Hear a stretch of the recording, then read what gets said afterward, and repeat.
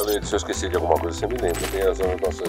Ah, aqui tem uma coisinha que é peculiar, que é típica aqui. Quem escolhe o número do episódio aqui é o convidado, entendeu? Sem pressão nenhuma, mas a gente faz uma avaliação sobre a decisão do número. Né? Teve gente que escolheu 171, então não pode mais. Esses já foram. Você fala, eu vejo. 33. Esse já foi. O 1 já foi? Não. Ninguém nunca escolheu o número 1.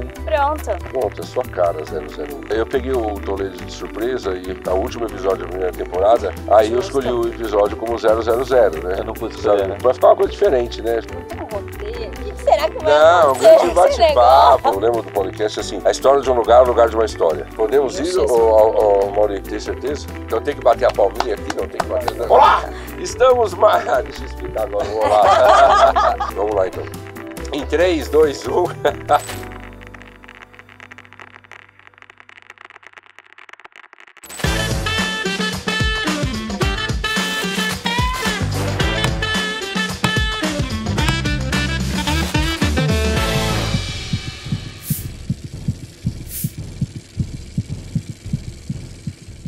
Olá, estamos mais uma vez aqui, eu e você, senhoras e senhores, em mais um episódio do podcast, este de número, olha só, enigmático, 001. Chegou. Chegou, né? E sempre lembrando que o podcast é tem a produção executiva, o patrocínio, sei lá o que, eu nunca sei esses termos direito, da Purple, do meu querido amigo Marcelo Bernardes, que está aqui ao meu lado, que será devidamente apresentado, né, com a realização de Polinésia, o lugar exótico de quem pensa marketing, que é a escola de marketing do professor Ricardo Poli, que nesta época aqui, ou quando você for ver esse vídeo, já vai estar a pleno vapor. Assim esperamos. Assim esperamos, né, até por uma questão de sobrevivência. Então vamos lá, estamos aqui do meu lado esquerdo, aqui estamos ele, né, eu até anotei aqui as qualificações, eu gosto de qualificar essa pessoa. Aqui está o inato, né? O inspirado, o inefável Marcelo de Toledo Bernardes. Marcelo Bernardes para o mundo, Toledo para o podcast e Toledo para mim, ou para quem estiver aqui no podcast, em homenagem, né, à sua genitora. Como você está? Inefável, eu vou ter que começar a consultar o dicionário. Então, que eu comecei Você tá me levando para novos níveis aqui. Como o meu repertório é limitado, eu comecei a procurar no Google palavras que começam com IN, entendeu? Aí eu fui selecionando, e aí eu achei inefável fantástico, Cuidado cara. Com o que vem por aí. Vai saber, né, o que é inefável, mas tudo bem. Né? Vou até anotar aqui, que eu vou pesquisar. Como é que tá? Graças a Deus, tudo ótimo. É que eu não posso dar tempo aqui, né? Não, pode, as pessoas... Pode. Como é que foi de o evento da VTEX? Foi maravilhoso, tudo bem? cara. Primeira vez que eu fui. Foi uma semana puxada, né? Teve VTEX, depois Gramado Summit. Putz, Gramado Summit. O que tem no Gramado Summit? Coisa da publicidade. Não é só de publicidade, né? É do ecossistema de startups em geral, inovação. Tá. Eu achei que teria menos publicitários do que eu encontrei. Encontrei bastante. Legal. Foi bem legal. Lá fui palestrar, no VTEX eu fui consumir. E como é que foi a sua experiência de palestrar? Cara, foram três participações. Foram 2 talks, na verdade, dois painéis e uma palestra mesmo. Foi bem legal. Foi bem legal. Foi. Aquelas palestras que colocar fone, não? Não. Ufa. Eu tava num palco que chama Palco Divergente, que ele acontecia no meio do evento, transparente. Né? E lutou, deu umas 400 pessoas ali. Que legal. Foi boa. Não, é legal, porque hoje em dia tem essas coisas modernas, né? Eu fui num evento também semana passada de tecnologia, eu nem sei o que estava fazendo lá, para eu sentir um alienígena. O que eu mais gostei foi entrar numa sala que tinha do tamanho desse estúdio aqui, as 3 paredes de LED, e aí eu passava as animações de LED, eu me sentia uma criança, sabe? Assim, uma coisa... Pra quem é do meu tempo, é cinema 180 graus, sabe? Assim, né? E aquela coisa maluca, e assim, como... Que doideira, né? E aí as palestras, tinham várias palestras ao mesmo tempo com fone. Você coloca o fone e vai vendo... Não. Você senta em vários lugares diferentes, aí você ouve quem você quer. Mas você falar com o fone, não, eu acho pé. Pra quem fala é uma pé. Pra quem fala é horrível. Uma dificuldade que eu tô tendo com os eventos é que hoje em dia você não compra mais uma entrada de evento, né? Você compra a possibilidade de assistir uma palestra. Porque você chega lá, você tem que disputar fila, porque acontece 30 ao mesmo tempo. Vira parque de diversão. Aí você não garante que você vai ver o que você quer ver. Então, o Web Summit foi legal, porque você conseguia entrar onde você queria. Na VTEX também, E a Vetex me surpreendeu, cara. Assim, eu nunca tinha ido, foi um baita evento. Agora, esse mês aqui vai ter o CMO Summit. Vai ter o CMO Summit. E você não sabe, a nossa convidada de hoje, é isso. ela é uma das palestrantes do CMO Summit. Que orgulho, né? Assim, a nossa convidada de hoje, meu caro Toledo, é assim, é aquela aluna que você olhava para ela e falava assim... Ah, se todas no mundo fossem iguais a você, entendeu? Se todas as minhas alunas meus alunos fossem iguais a você. Ela se for no segundo semestre de 2000 Não, ela teve aula comigo no segundo semestre de 2012. Boa. E é assim, a grandeza dela é inversamente proporcional à sua altura, certo? Assim, né? Então, assim, é com um imenso, um infinito prazer que eu recebo aqui Isa Reis. Opa. Como você está? Há quanto tempo? Há quanto tempo? Bom, muito bem de estar aqui. A gente se trombou, né? A gente se trombou onde? No LinkedIn, é isso? No LinkedIn. Se trombou seja bem-vinda, seja bem-vinda. A gente se tromba digitalmente, gente. Né? Se encontrou sem querer. Isso aí, é a vida. Mas, seja bem-vinda. Eu tô muito feliz de você estar aqui, cara. Muito feliz, muito feliz. Eu que estou muito feliz de estar aqui, é uma grande honra. Quem teve a aula, né, com esse ícone, sabe o que é sentar aqui, né, nessa cadeira. Então, muito obrigada pelo convite. Você aqui, você sabe que aqui você fica à vontade, certo? Assim, eu não tenho, né, assim, fale o que quiser, né? Aqui é pra gente bater um papo. E eu acho que na tua posição atual você tem muito o que falar, né? Tem uma história aí muito legal para as pessoas se inspirarem e tal. Então, assim, a coisa é bem tranquila, tá? E você escolheu o 001, você queria escolher o 3, né? Não deu, né? 33. Todo mundo. 33, né? Gente, acho que todo mundo tem uma coisa com o 3, né? Aparentemente, assim. Eu gosto do 3, ele é um número primo, eu gosto dos números primos. 7 também é um número muito 7 é o mais solicitado, 7. 7. As pessoas têm o 7, né? Acho que tem uma memória residual do 7, né? Eu fazia, quando eu dava aula de pesquisa, eu falava assim para as pessoas... Quer ver? Falando da escala, né? Eu falava, todo mundo imagina um número, né? E aí eu falei, vou anotar o número no papel e colocava no bolso. Todo mundo imagina um número aí. Quem imaginou 1, 2, aí eu contava as pessoas. Aí tinha no 7 era o pico, né? Aí eu tirava o papel e falava 7, entendeu? Que tem um vício aí de escala, né? Esse tipo de coisa. E 13, alguém pegou já? Hein? 13. Ou as pessoas estão evitando por enquanto? Então, o 13, você sabe que o 13 não, cara. Lá. Tem. Cada número, né, tem os números proibidos, né? Eu sei que outro dia eu tava vendo um vídeo também lá, quando você não tem nada que fazer, né? Tem algum andar lá lembro no Cruzeiro que acho que não tem o 13. Não é o 13, é outro número que no Japão que é diferente também, sabe? É uma coisa doida, né? Essa questão dos números. Mas, minha querida, olha, pequena grande mulher, eu devia chamar você assim na aula, né? Mas assim, que prazer ter você aqui, né? Cara, isso era, né, um trator, sabe? Tratorzão, né? E, tô muito feliz daqui. E a gente aqui começa sempre assim, né? Você teve aula comigo lá no segundo semestre de 2012. O que aconteceu depois? Nossa Senhora. Eu parei ali, foi a última vez que a gente se viu. Não, né? Na verdade, você parou no começo do primeiro semestre de 2013. Porque se hoje estou aqui onde estou, porque acho que, claro, né, somos responsáveis por construir nossos caminhos e toda essa história, mas acho que a gente não faz nada sozinho, né? Acho que as pessoas que vão nos dando suporte e apoio ao longo do tempo são a nossa maior riqueza, né, as relações que a gente constrói. E aí, me lembro, estava na empresa júnior da faculdade, mas legal, comecei a me cansar. Eu entrei no primeiro... Sempre muito inquieta, né? Sim. Sempre com muita energia. Entrei na empresa júnior no primeiro semestre, e aí comecei a chegar no fim do terceiro, início do quarto, falei, cara, isso aqui tá legal e tal, mas isso aqui acho que não vai muito pra lugar nenhum, eu quero ir pro mercado mesmo. E aí cheguei pro nosso querido professor e falei, pô, olha, eu quero estagiar. Ele, mas você tem certeza? Eu não lembrava dessa história, porque assim, eu nunca recomendava estágio eu falo, pô, cara, aproveita mais a vida, né, cara? Você tá no quarto semestre, para as pessoas entenderem, né, Isa? A gente, eram 4 semestres, 2 anos, né? De manhã e 2 anos à noite. Eu falo, cara, quando você vai à noite, quando você for pra noite, você vai fazer estágio o dia inteiro.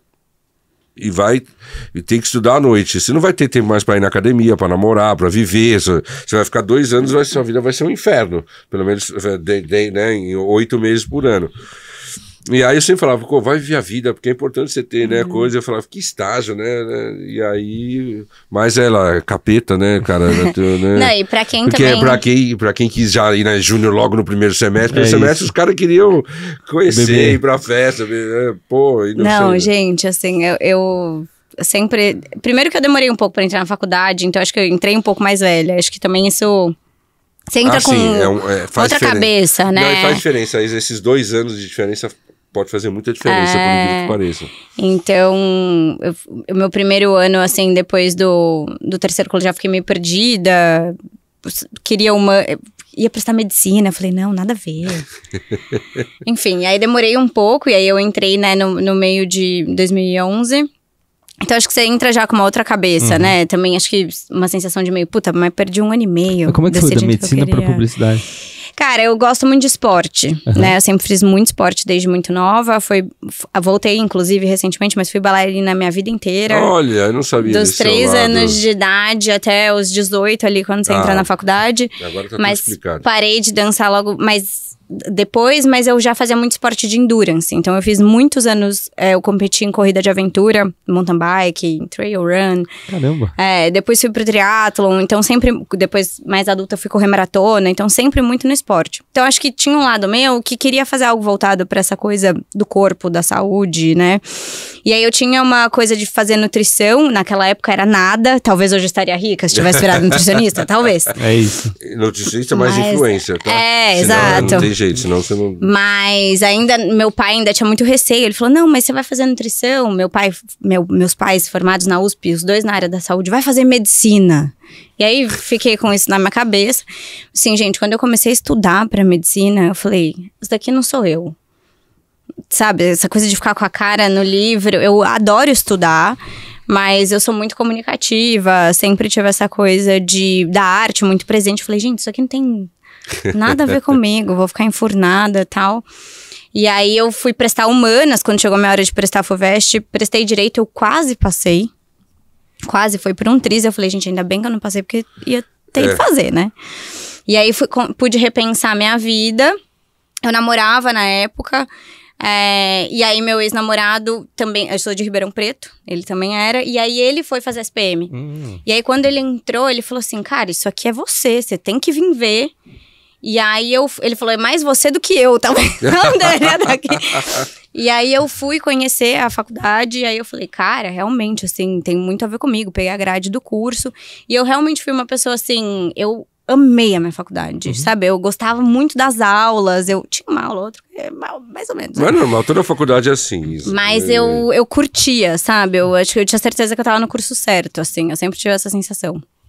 Então essa vida é muito louca, eu sempre história. falo, né? De novo, né? Não tem jeito, cada vez porque quando a gente resgata histórias aqui, a gente cada vez mais se confirma aquilo que, né, que uma vez eu ouvi numa história numa série do Netflix, que é assim, né?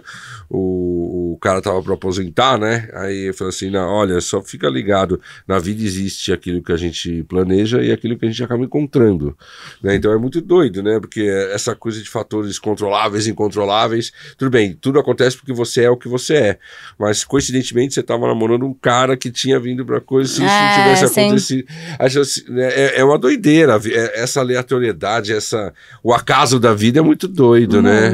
E aí, de repente, no terceiro semestre, você começou a ter aula comigo, né? Prodígio total, assim. Prodígio. Não, uai, porque... Não, tem uma vantagem de entrar na faculdade mais velha, você tem muita razão no que você tá falando.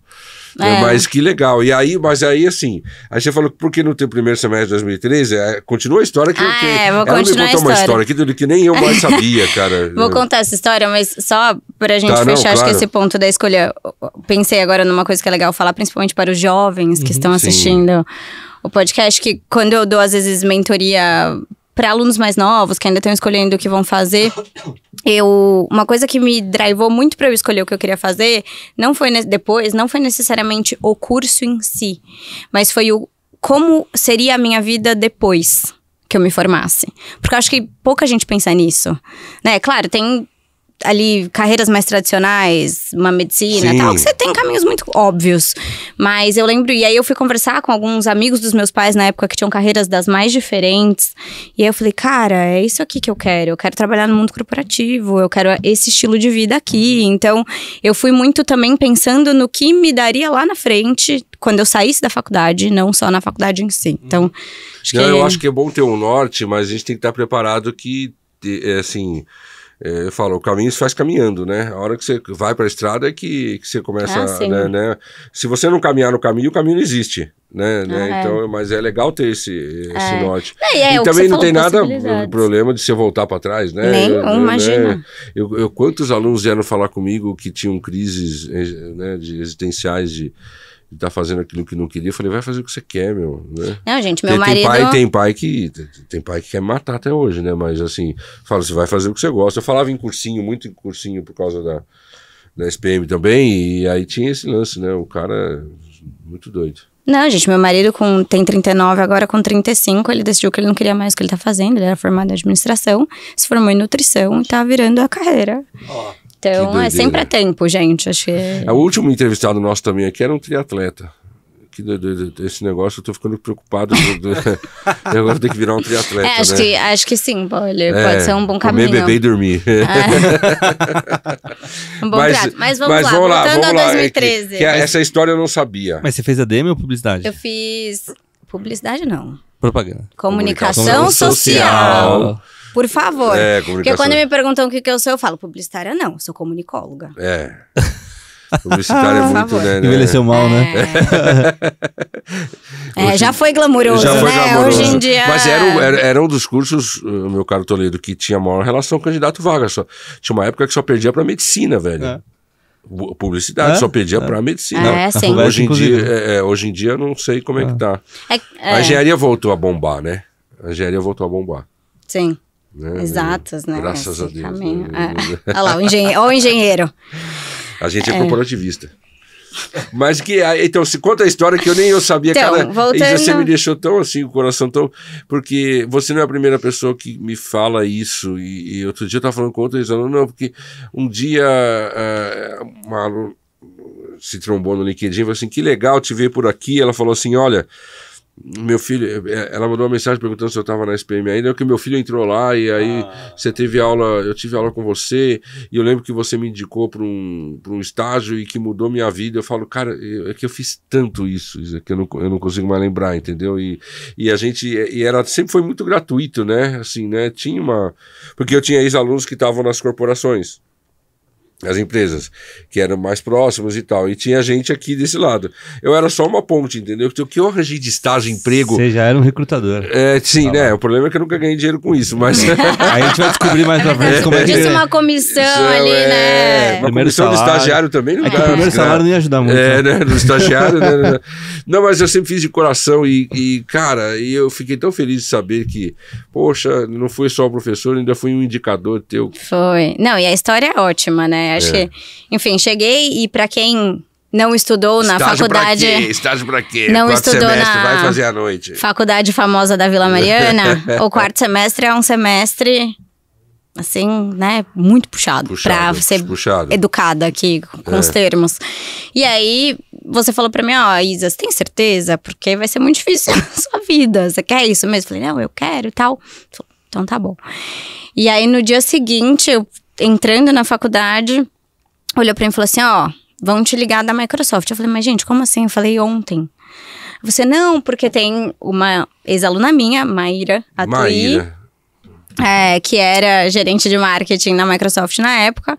Ela falou, ela tá precisando muito... Encontrei com ela na academia, ela tá precisando muito de uma estagiária. Eu já fiz academia, tá? Olha lá. Era o começo do triatlo, né? Você parou. Dá pra voltar.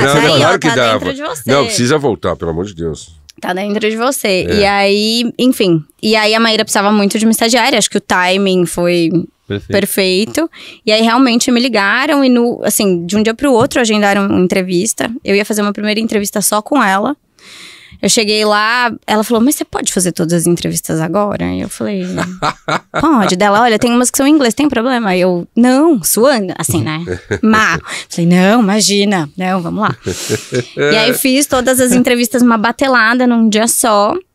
E aí, no outro dia, o RH me ligou. Então, foi, acho que era pra ser, assim. Meu, que doideira isso, né? Mas se não fosse nosso queridíssimo... Não, mas assim, é muito doido. Que eu gosto dessas histórias, assim, cara, assim, que acho que a gente tem controle na vida, né, das coisas.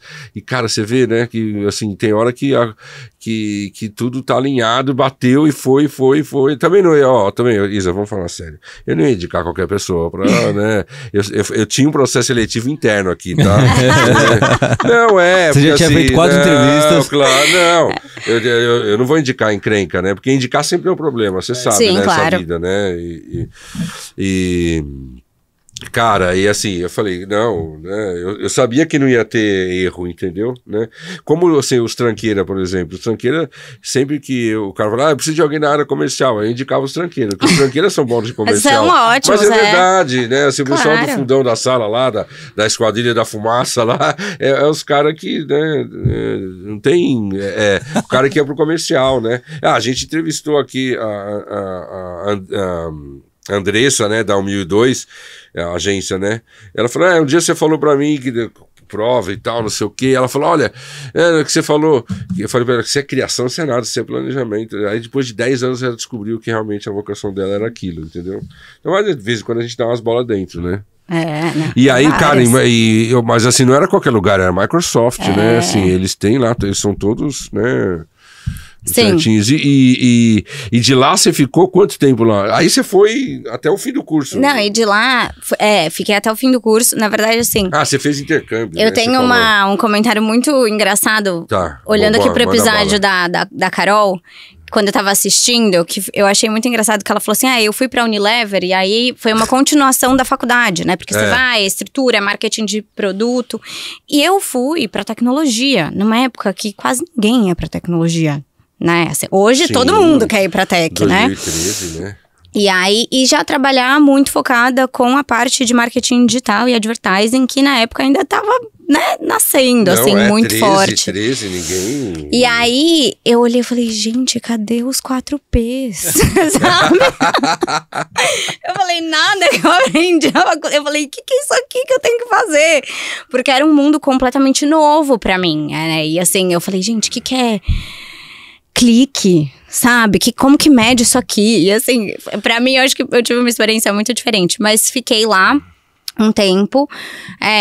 E aí, eu também tinha na minha cabeça que, desde que eu entrei na faculdade, que eu queria fazer o programa que eles tinham, né? De dupla graduação, que você ia pra fora, do legal, intercâmbio. Você fez intercâmbio. E aí, eu falei, conversei com o RH da Microsoft na época. Eu falei, olha, eu queria tentar e tal. Eles falaram, tenta, se você passar a gente vê o que a gente faz. Aí eu apliquei, consegui. Eu fui pra Barcelona, estudei na Universidade Autônoma lá. Fui fazer Sociologia do Consumo, foi super legal. Muito legal. Foi legal? Bom Muito curso? legal, bem bom curso. E aí eu conversei com o RH e eu falei, olha, eu tô indo, mas eu quero voltar, né? Porque tinha um prazo determinado. Aí o RH falou assim pra mim, eles sempre foram muito voltados para desenvolvimento de pessoas. É uma empresa que eu falo assim, gente, é uma mãe, plano de carreira. Se você, né, é um bom profissional, isso é muito legal. E aí o RH falou assim pra mim, não, Isa, quando você estiver voltando, me escreve. O diretor de RH falou pra mim. A gente te coloca no meio do processo, você não precisa fazer o processo todo, a gente já te coloca nas entrevistas finais. Como se você tivesse dado uma pausa. Tá. Porque pra eles, gente, também era interessante, né? Que eu fosse, claro, voltasse né? e tal. Ele vai perder um profissional como tu. E assim, ia estudar, né? Não é que eu ia ficar um ano de férias. Não é curso de inglês, né? Exato. E aí eu voltei. E realmente eles cumpriram a palavra deles. Então eles me colocaram. Fiz só entrevista com 2 gestores. Escolhi a área que eu queria ir. E aí quando eu voltei, eu saí de advertising. E aí eu fui pra uma área de marketing pra desenvolvedor. Nossa. Era uma área que chamava DX, Developer Experience. Gente, mas, Isa, isso é realmente, eu imagino o seu choque, porque isso é totalmente fora do escopo de uma aluna de publicidade, de comunicação social da época, né? Era totalmente fora do Totalmente. Eu imaginaria essa tua função para um ADMer e, olha, e muito mais para um engenheiro do que para do que alguém de comunicação. Exato. Mas fui. Acho que fui, assim... O desafio sempre nos move, né? E aí foi muito interessante. Acho que aí foi, assim, muito tech mesmo. Acho que eu entrei num mundo de tecnologia que eu nem sabia que existia, assim, né? E eu falei, gente, eu nem sei falar com gamer.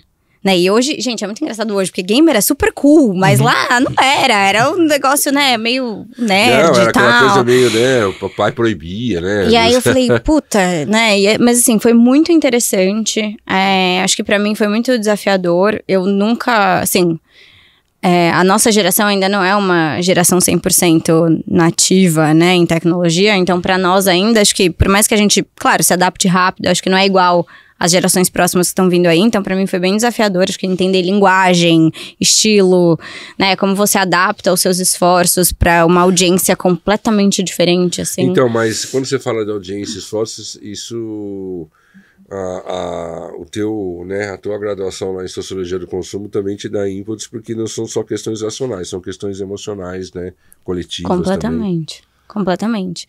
E aí fiquei mais um tempo, e aí Maíra, que, né, nessa época eu não trabalhava mais com a Maíra, eu tava em outra área, virou pra ela e falou assim, abriu uma vaga pra eu te efetivar, eu vou te trazer de volta.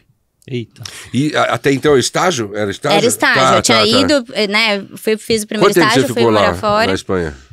Eu fiquei 8 meses. Ah, tá. Então foi um semestre trancou a faculdade. Porque você tava fazendo lá. A gente pagava a faculdade aqui, mas fazia a faculdade lá. Era uma coisa meio... Um intercâmbio típico. Só que depois a gente repetiu o semestre, porque a grade não necessariamente era a mesma, né? E aí eu voltei, ainda tinha mais... Eu fui no 5º semestre, então eu ainda tinha mais 1 ano e meio de faculdade, então eu voltei estagiando ainda. Só que daí meio semestre, assim, um semestre depois a Maíra falou, não, eu vou te efetivar, eu vou te trazer de volta, eu quero que você volta. Você foi efetivada sem ter terminado o curso de graduação. 1 ano e pouco de faculdade efetiva. É mesmo? Cara, por isso que eu falo, eu olhava pra ela e falava, ai meu Deus, se todas fossem iguais a você. Gente, né? Mas você virou, você já foi contratada antes de acabar a faculdade. Antes de acabar. Isso é raro. Antes de acabar. E eu fiquei 1 ano trabalhando já full time, assim. O bom é que a SPM, acho que é uma faculdade que dava essa possibilidade pra nós também, porque a grade ia diminuindo um pouco. No último ano. No último ano, mas assim, gente, aquele PGE lá, pelo amor de Deus, assim, quantas noites viradas, eu sou do interior, então eu morava sozinha, quantas noites o grupo não dormia na minha casa, porque assim, dormia, né? Sim. Mas eu acho que a gente tinha, eu não sei, assim, tem um saudosismo dessa época da garra, né? Que eu acho que a gente tinha mesmo pra fazer as coisas acontecerem. Mas foi uma época muito interessante. Aí fiquei lá, voltei pra advertising, só que aí eu não tava mais em B2C. Eu comecei mais no B2B mesmo, porque daí era bem trade business development, né? Voltado dentro ainda de um papel... de um meio de mídia, mas muito mais B2B, falando com agência, falando com marketing do que... Mas na Microsoft? Na Microsoft. Vamos traduzir. É para vender espaço publicitário dentro de MSN, Skype, todos esses produtos digitais que a Microsoft tinha na época. Hoje o Skype morreu, né, gente? Então a gente vai revelando a idade cada vez mais. Eu usei muito pouco Skype na vida. Sério? Eu nunca usei, muito pouco. Quando eu tava depois que eu saí lá da faculdade famosa da Vila Mariana, quem usava muito Skype era a GV, lá do Rio, né? Depois, mas nunca usei muito. Agora, quer dizer que dentro mas assim, você fala do MSN, mas tem publicidade ali? Não, mas o MSN não o Messenger, o MSN, o portal que existe até hoje, né? E inclusive na época era o maior do Brasil, porque ele era a página default do browser, né? Quando você abria, e aí era uma época que pouquíssima gente tinha Mac. Então assim, você abria o Internet Explorer na época, que agora é Microsoft Edge. Você abria o Explorer, já abria o MSN, então, gente, assim, o número de impressão daquilo lá era um negócio do Explorer, absurdo. olha que coisa do Explorer, eu lembro. Que doideira. E até surgiu um cara chamado Google. Então assim, lá atrás, isso, né? A gente lançou Bing no Brasil. Bing. Pensa. Lançamos Bing no Brasil. E o que eu vejo, assim, como muda rápido isso, né? Como a Microsoft tem que ser uma corporação que tem que estar sempre pensando... é diferente realmente da Carol lá na Unilever, né? Que assim, a maionese Hellmann's vai ser sempre a maionese Hellmann's. De vez em quando lança um saborzinho diferente, pra, né, depois volta, mas o que... Cara, que doideira Não, isso. gente, tecnologia é um mundo realmente, assim, foi uma grande escola pra mim. E aí depois, enfim, a gente tava lá uns anos e aí eu acho que... Quanto tempo você ficou lá, no total? Então, no total, desde o estágio até o fim, porque a gente passou por um processo de... A minha área saiu da Microsoft, a gente, enfim, criou uma outra empresa, já conto. Mas acho que esse processo todo deve ter dado, o quê? Uns 7 anos. Que legal. Mas... Quer dizer que uma simples coincidência de academia... Você imagina se eu não tivesse isso na academia? Né? Nada disso teria acontecido, né? Olha o esporte na vida corporativa das pessoas. Peito, superiores. Tá vendo? Que legal isso. Né? Que saudade da Maíra, meu. Depois você dá o contato dela. Vamos dar um oi pra ela. Eu sei que ela virou mãe, porque na época que lá ela tava na academia, ela tava grávida. E aí ela começou a fazer academia com a turma de academia com as grávidas. Lá tinha umas turmas só de grávidas na academia. Mãe de 2 agora. 2? Opa! Mãe de 2. Que legal. E saiu tá mais no comercial agora. Mas ela sempre foi também espivitada. Ela tem cara de comercial. Eu falei isso pra ela. Ela falei, demorou, eu achei. Ainda lá na Microsoft? Não, ela tá na Amazon. Ela tem cara de comercial total, né? Cara de pau, daquele jeito dela, tudo. Não, gente, ela é demais, assim. Então, assim, mas que legal, é inusitado isso, hein, cara? De ter, assim, é como se, sei lá, né? Gente, é o que você falou, né? Olha as surpresas da vida, né? Mas é o que eu falo, eu acho que... Eu tava até tendo uma conversa sobre isso ontem. A gente acho que tem que planejar, você tem que ter, acho que uma cerejinha no bolo lá, né? Do que te move. Mas eu acho que você tem que estar aberto às possibilidades do caminho, porque senão você se fecha e às vezes histórias como essa não acontecem. Que legal. Né? E aí, você falou que ia contar alguma coisa, o que aconteceu na Microsoft? E aí a gente ficou lá muito tempo. A nossa área era uma área, acho que tinha umas 60, 80 pessoas mais ou menos. E aí, na época, a Microsoft fez um contrato com a Verizon. Sei. E aí a gente, com a Verizon que comprou... eu lembro ou de patrocínio de time de futebol ou de Fórmula 1. E aí a Verizon tinha comprado a AOL. Gente do céu, jura que ela comprou aquilo? CDzinho. Então, não era mais o CDzinho do vírus, lembra disso? E assim, porque a AOL, assim, o problema da AOL aqui no Brasil é que ela chegou atrasada, né? Quando ela chegou já tinha, acho que Terra, já tinha o UOL, né? Eu lembro do CDzinho. Cara, que doideira então, isso. E eles porque saíram. Era uma potência lá fora. E eles saíram do Brasil essa época. Isso. E aí depois, quando a Verizon comprou, a AOL tinha se reformulado completamente. Porque acho que eles entenderam que era muito difícil competir nesse ramo de internet. Então a Verizon acho que comprou inclusive por conta disso. E eles viraram uma grande empresa de conteúdo. Então eles tinham grandíssimos hubs de conteúdo nos Estados Unidos. Isso lá atrás. O Huffington Post era deles na época. Isso 2014, 15. E as pessoas falam de conteudista agora, de conteúdo, como se fosse uma coisa... Não, né? é que hoje tá tudo muito pulverizado, né? Sim. Mas na época que a gente ainda tinha os grandes publishers, né? A AOL era dona de vários. E aí eles fizeram, a Microsoft fez um contrato com a Verizon e toda a parte de publicidade digital da Microsoft passou a ser comercializada pela AOL. E aí a AOL volta para o Brasil e a gente faz toda a fundação da AOL no Brasil de novo. Então assim, a gente virou uma startup, uma área de 60 pessoas virou uma startup de, assim, criar CNPJ e, sabe, registrar. Foi esse, assim, eu era marketing RH e a gente fazia tudo. A Maíra e eu, a gente, assim, era só nós duas na época, no marketing, que antes era de uma área, virou de uma empresa inteira. E aí a gente era meio marketing, meio RH, meio employee experience, meio tudo a gente ia fazendo. E aí a gente ergueu a AOL aqui e a Verizon comprou o Yahoo. Então, a gente passou 1 ano e meio restabelecendo a marca aqui, eu e ela. E aí a gente juntou com o Yahoo. E a marca morreu. Eu falei, não. Não faça isso, né? Não. E aí, assim, a gente lançou acho que umas 3 marcas em, tipo, 2 anos. Foi uma loucura, assim. Uma loucura. Mas aí a gente rolou a fusão. Então a gente foi fazer parte do Yahoo. Eles criaram um nome horrível no início. Chamava Oath. Ninguém conseguia falar. Nossa. Caramba. Ninguém conseguia falar.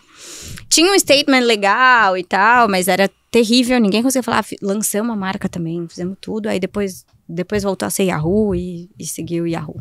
Não, e era um setor se a gente for pegar o velho conceito de ciclo de vida, estava muito no estágio de introdução ainda, né? Então, muito turbulento, né? Isso que as pessoas entendem. Eu vi ontem uma mensagem, recebi no Instagram, justamente, e disso que você está falando, do conteúdo, né?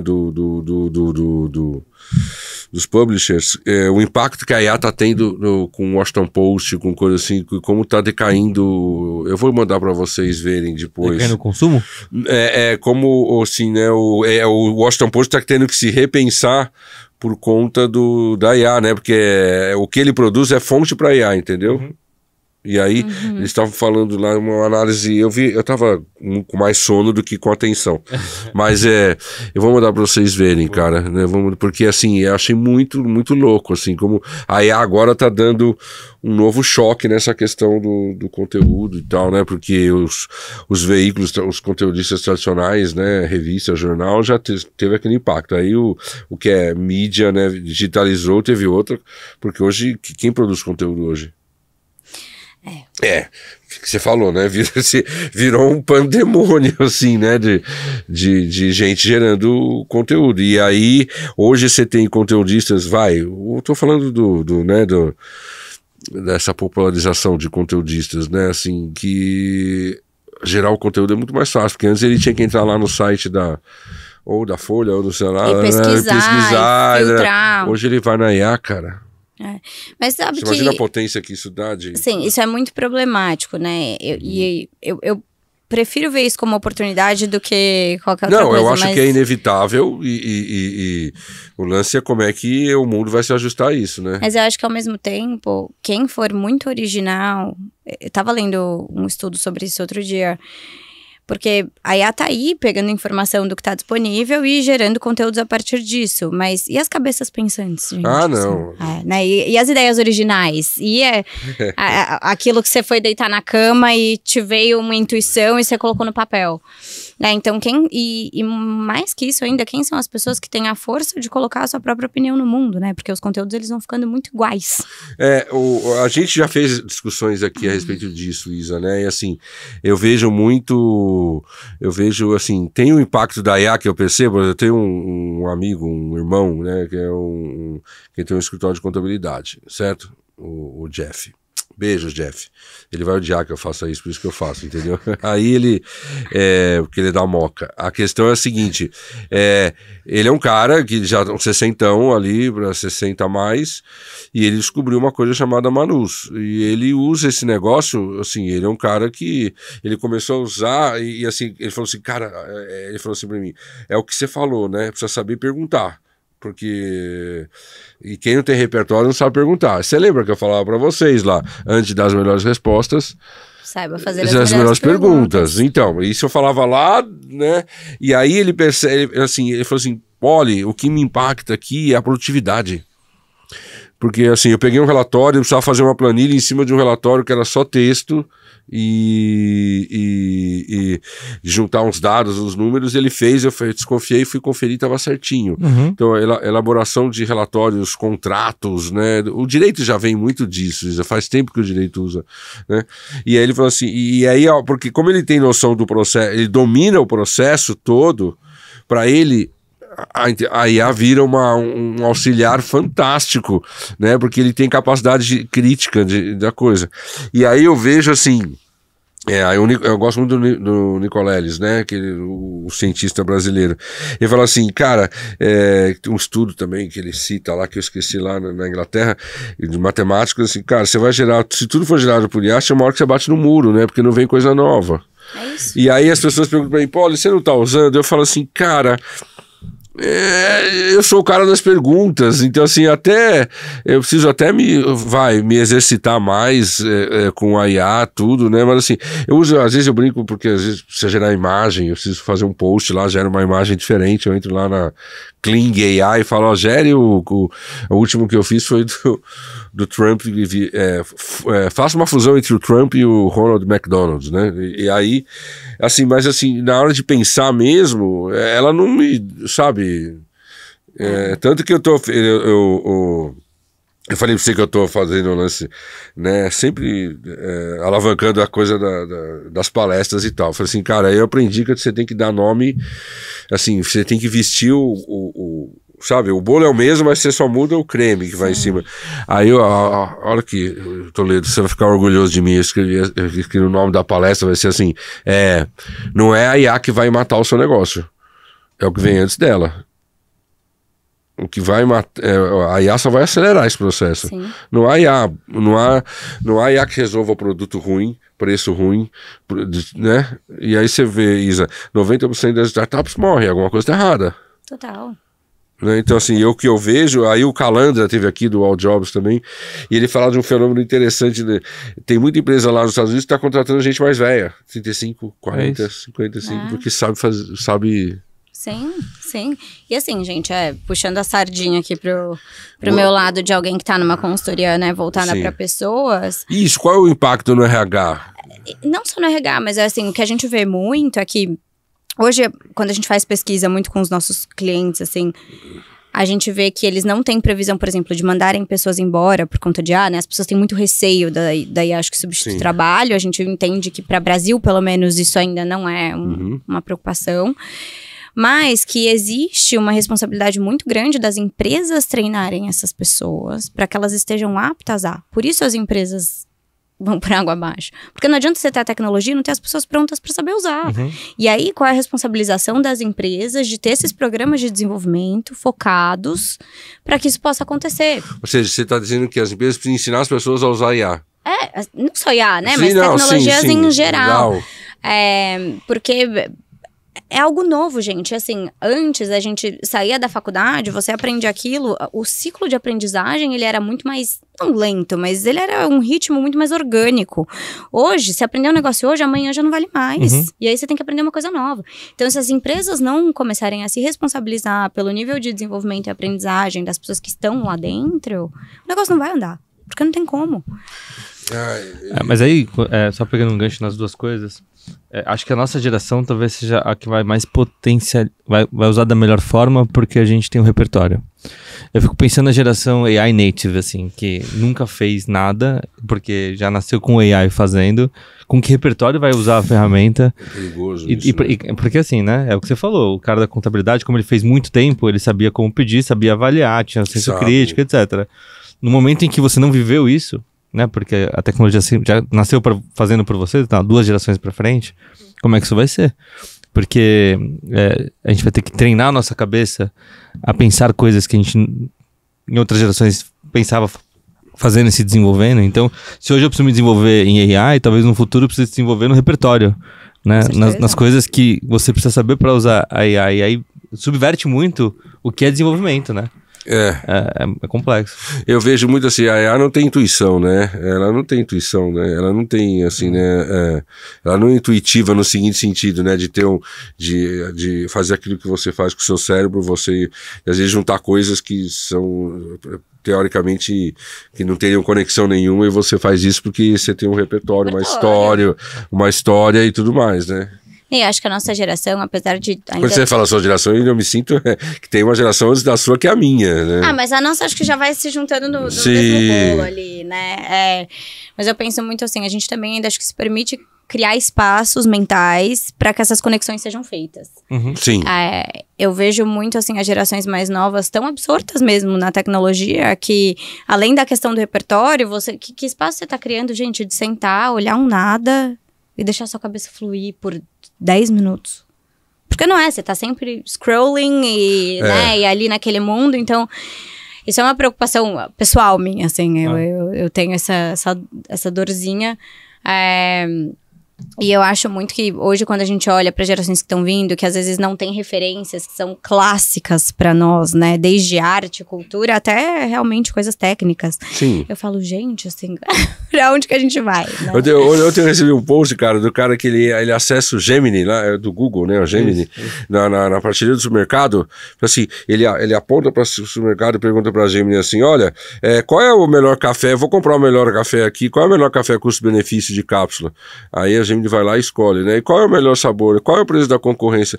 Falei, cara, as pessoas não precisam de IA para comprar café no supermercado? Cadê a coisa do fuçar, ver, comprar errado, né? E sabe, essa coisa, sabe? Eu assim, cara, se todo mundo for fazer tudo por conta desse negócio, que mundo chato que vai ficar, não, e além né? da dependência que acho que a gente acaba gerando, né? Outro dia eu tava pensando numa coisa super boba, assim. Enfim, eu tô numa cadeira Latam, então eu falo muito espanhol. Mas espanhol não é tão confortável pra mim quanto inglês. Então, às vezes, puxa, eu preciso checar uma tradução ou ver um negócio. E aí você vai usar a inteligência artificial pra checar se você escreveu direito. Bem. Não, mas daí eu comecei a parar de confiar na minha intuição de que aquilo tava certo. Porque assim, uma coisa é, poxa, você tá fazendo um texto que vai externamente, você precisa conferir, ok. Mas pra mandar uma mensagem, aí eu falei, gente, não. Eu já me peguei nessa. Sabe? Não dá. Eu sei você falar. Vai sabe? Né? Isso. Você atrofia, tem uma né? coisa você não se desafia mais. Exatamente. Outro dia eu vi um argumento assim, mas isso aqui, eu falei, mas a IA falou, eu falei, e aí? Daí? Ela falou, você, né? Aí os caras falaram, aí, ainda mais eu, né? Aí o meu fisioterapeuta também, o Guilherme falou que ele fez uma pergunta sobre um procedimento de fisioterapia na IA. Aí ele falou assim, tava incompleto, tava errado. Ele falou assim, mas você não levou em consideração isso aqui. Aí a IA pediu desculpa pra ele, falou assim, prometo melhorar, e tava errado. E aí o impacto que tem isso, assim, ele não provocaria a IA desse jeito. Ele falou assim, as pessoas chegam com o tratamento feito, fazer isso aqui. O médico tá sofrendo muito com isso, não, porque eu vi lá, a IA falou isso aqui. Aí virou tudo uma receita. Por um lado é acesso a conhecimento, né? Tudo bem, mas o jeito que você lida com ele, né? Exato. E bom, mas assim, vamos lá. Só para chegar aonde eu quero chegar numa coisa mais interessante. Mas assim, aí você ficou na Microsoft, enfim, que virou isso. Yahoo, Yahoo existe? Enfim. Existe Yahoo ainda? O Yahoo existe fora. No Brasil, eles fecharam a operação há uns anos atrás, acho que 3 anos atrás. É um setor que ficou extremamente concentrado, né? Ficou que UOL, Terra... Não, e assim, a gente mesmo assim? Tinha a parte, né, toda de vender mídia, publicidade, mas a grande força ali que veio de AOL é que agora... virou, acho que, basics in media, né, pra todo mundo, mas a gente tinha uma parte já de programática muito forte. Que ainda era muito nova, mas a gente já trabalhava com isso. Não queira. Eu que trabalhava numa empresa israelense que fazia esses negocinhos. Ele tentava me explicar, eu falava, gente do céu. Ainda bem que a gente de marketing só define a verba, sabe? Né? E não fala mais nada. Inclusive, na época, grande parte da nossa receita já vinha mais de mídia programática do que muito doido esse negócio de mídia programática. Toledo do céu, vira tão complexo isso, cara. Mas é dizer que usuários de AI nunca saberão o que é Yahoo Respostas. Nunca! Isso era demais. Eu quase soltei um palavrão aqui, mas eu... Isso era demais. Pode falar. Puta que pariu! Isso era demais. Nossa, Yahoo Respostas. O que é Yahoo Respostas? Você não lembra? Não. Era um repositório, as pessoas faziam perguntas e a comunidade da internet ia lá e respondia qualquer tipo de pergunta. Era como tirar a mancha da minha camisa até como arrumar esse código de programação. E aí? Era super amplo. E as pessoas respondiam, as respostas ficavam públicas. E era talvez um embrião, né, da gente conseguir usar a internet para responder qualquer coisa. Então, coisas que você não acha pronta no Google, a sua pergunta em algum momento foi feita por alguém. Essa mesma pergunta. Tá. Então, era um fórum quase, sei lá. Mas era legal. E saiu umas coisas interessantes, assim, né? Tipo... como é tirar a mancha. Hoje viraria meme constantemente, Que doideira. Mas aí do Yahoo? Enfim, e aí já nesse contexto de mídia programática, eu fui pra Xandr, que na época era da AT&T, então saí de uma empresa Verizon pra ir pra uma empresa da AT&T, que era totalmente mídia programática. Tá. Quase uma traição. Quase. Mas enfim, eu já tava há muitos anos. Claro, já é aquela história, né, ali querida? Você começa a não ter mais pra onde crescer, e aí tive essa oportunidade, e a própria Mayra falou, meu, Isa, Boa. vai. Chorou. contei. Eu chorei também, porque, enfim, anos claro. juntas, né? E aí fui pra lá e foi uma experiência muito... foi meu primeiro cargo de gerência, né? Quando eu saí pra lá. E aí foi super interessante, assim. Era uma empresa que tinha uma visão de marketing já mais diferente, menos trade, muito mais estratégia de posicionamento, mesmo para B2B. Então, foi muito legal. Acho que comecei a entrar muito realmente no como planejar o desenvolvimento de negócio para comercial. E aí foi que eu comecei a me encantar muito com B2B de vez, assim. Porque eu sempre brinco que B2B é o primo pobre, né, gente? Assim, porque fazer campanha de B2C, todo mundo vê, né? Mas eu acho que o B2B tem uma mágica estratégica muito grande por trás, que acho que as pessoas às vezes não veem e que te contagia, né? Principalmente quando você vai aprendendo ao longo dos anos que quanto mais próximo você trabalha do comercial, melhor é. Que acho que nada acontece até que se venda algo, né? Como diria o Kotler.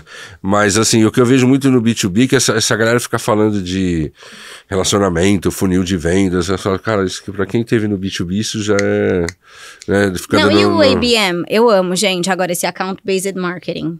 Né? Eu falo, gente, por que as pessoas precisam botar um conceito? De uma coisa que já existe... Isso aqui, todo mundo faz há 300 mil anos, sabe? É o mal da nossa profissão. Mas não, conceito. Outro dia vi agora aquele funil e ampulheta que os caras estavam falando. Você fala, gente, mas, né? Aí o cara, porque não sei, tanta gente fica falando de funil. Eu falei, cara, isso é um processo. Aí fala go to market, né? São os princípios da distribuição. Onde é que você tem interface de contato com o seu cliente? Onde é que é possível? Quem é? Aí é pensar quem compra, quem paga e quem usa, né? Cara, o básico tá ali. Quem são suas contas estratégicas? Com quem você... gente, é isso. O duro é que você criar novos conceitos para coisas existentes deteriora a profissão, né? Total. Porque você perde o respaldo, né? Você perde o entendimento histórico. Banaliza, né? Banaliza, assim, né? Quando no fundo é exatamente a mesma coisa. Me irrita isso, porque é exatamente a mesma coisa com outro nome. Parece que tudo é novo, porque você precisa vender urgência, precisa vender novidade, precisa vender não sei o quê, mas... Mas isso não é um fenômeno novo, Isa, assim, no mundo do marketing. Antes de ser digital, tinha sempre o cara que escrevia um livro, O Oceano Azul, entendeu? De uma coisa que... e fazia, falava, o cara fez isso para vender livro, palestra, CD, na época, né, CD, mas assim... nossa, o Oceano Azul, cara, ali você tem dois conceitos básicos de, né, assim, de setor, grupo estratégico, que ele juntou com, né, SWOT, ele fez um bem bolado e criou um negócio, cara, né? Mas e aí tava na Zander também que não saiu do Brasil, não. Então, e a Zander, gente, eu falo, é engraçado, né? Eu já não tava mais lá, mas hoje a Zander virou Microsoft, né? Então a Microsoft comprou há uns anos atrás, então a minha história foi girando meio em torno ali. E aí eu fiquei 1 ano na Zander, só que eu entrei no início eu entrei e virou pandemia, tipo... Eu lembro que assim, eu entrei e a base era Londres na época, e meu chefe ficava lá, então eu entrei, meu primeiro dia foi em Londres. Eu trabalhei de Londres 1 semana, voltei, fui pro escritório do Brasil 1 semana e comecei a fechar tudo. Assim, foi, sabe, meio caótico, assim. Trabalhei acho que no escritório do Brasil umas 2 semanas, começou a fechar tudo. Então foi muito desafiador, porque eu acho que a gente teve que aprender a criar relacionamento, enfim, a desenvolver conta de um jeito... completamente novo, numa empresa que eu tinha acabado de entrar. Então, foi bem complexo, mas fluiu com o tempo, assim. Acho que foi uma experiência muito boa pra mim. Mas veio, no meio do caminho, apareceu uma oportunidade pra eu ir pra minha primeira empresa de bens de consumo. E como assim, sua primeira empresa de bens de consumo? Eu nunca tinha trabalhado em bens de consumo mesmo, produto. E aí, tinha uma empresa, chama Forte Jardim. Que é uma... Chama o quê? Forte Jardim. Tá, é uma empresa voltada para produtos de jardinagem. Que doido. Então, mas que salto, velho. Que coisa. Não, aí assim, você saiu de Marte e foi pra Saturno, assim, né? Então, e aí eu tinha um amigo que era amigo do dono da empresa. É uma empresa brasileira, fica no interior. E eles estavam crescendo muito, né, durante a pandemia, porque as pessoas começaram a cuidar de planta. Então foi um grande boom. Lembra que eu falei da minha prima? Tem uma prima que é arquiteta paisagista, né? Top, né? Não sei se até nesse mês você chegou a falar com ela. Caterina Poli, né? A mãe dela era a Japa, né?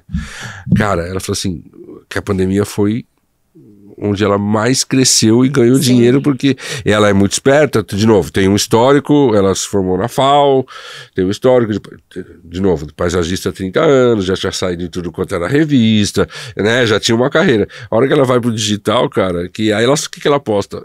Foto de jardim. Eu falo pra ela tem 180 mil seguidores, eu tenho 7 mil, falando, eu sou o cara do marketing, ela é o cara do jardim, né? Mas assim, por quê? Aí você tem que analisar sociológico, aí você fez, né, a questão do sociológico. Cara, o Instagram dela é um álbum de figurinha de jardim, e aquilo é tão lindo, tão maravilhoso de ver, que as pessoas, sabe, acessam pra ficar vendo, ela mal aparece, entendeu? E gera business pra ela, tá? Assim, né? Porque as pessoas adoram ver plantas. É aquela coisa aspiracional, do sonho e tal.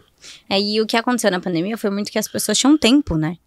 O que o cara falou, porque você não podia sair da sua casa no final de semana. O cara já tinha trocado de carro, ele já não podia viajar, né? E eu ia olhar pro jardim, vamos dar um tapa nesse jardim, cuidar disso aqui. E aí virou-se um grande hobby mesmo. Então a empresa, não vou citar números aqui, porque eu não sou mais porta-voz da empresa, mas a empresa foi quase assim, crescendo absurdamente 2 anos seguidos. Mas ela era um varejo, um fabricante? Que ela fabricante. Era? Fabricante de fertilizante, de produtos para jardinagem.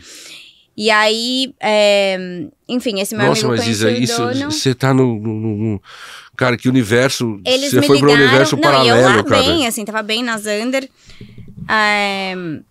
E aí eles me ligaram, falaram, Isa, ó, a empresa tá crescendo muito, tem essa oportunidade, você vai ser a cabeça de marketing e vendas, e reportar direto pro dono, que era o CEO. Eles estão, né, com a Fundação Dom Cabral aqui, porque eles têm um programa de desenvolvimento para médias empresas, então tem muita oportunidade de crescimento, e eles, assim como eu, eles levaram também uma outra pessoa para operações, que era a ex-BASF, então eles foram levando várias pessoas, tirando de São Paulo para levar para lá, de empresas maiores. E aí eu ponderei muito, eu conversei com o meu chefe na época, e falei, olha, eu não queria sair, eu tô aqui há 1 ano, né, aí ele falou, Isa, vai, você é nova, tech tá sempre aqui. Ele falou, quando você quiser voltar, eu vou ser o primeiro a querer te contratar de volta. Então vai, acho que eu não perderia essa oportunidade. Porque eu tinha essa... Falo, gente, como uma boa estudante, né, aluna do Poli, você quer trabalhar com produto? Acho que fica assim... Fala, gente, eu quero trabalhar produto, né? E aí fui. E aí, reestruturei marketing lá, foi super legal. A gente desenhou a área, contratei roles and responsibilities, contratei gente. Foi muito legal, a área desenvolveu bem. Botou de pé a coisa toda. E aí, a hora que eu fui mexer... Porque vendas estava desorganizado, assim, né? Aquela coisa de empresa média, mas estava rodando. A gente trabalhava também com um esquema de representante que, gente, assim... Nunca diga nunca, mas é muito difícil, né? Todo o meu respeito por quem lida com isso, assim, do fundo do meu coração, porque acho que foi um dos maiores desafios que eu tive. Mas eu imagino, porque tem várias questões que envolvem isso, né? É difícil. É difícil.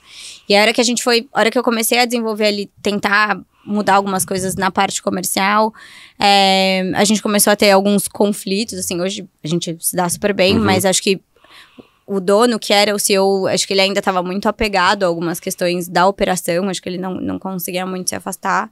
Então, tinham muitas mudanças que eu queria tentar fazer e a coisa começou a não acontecer.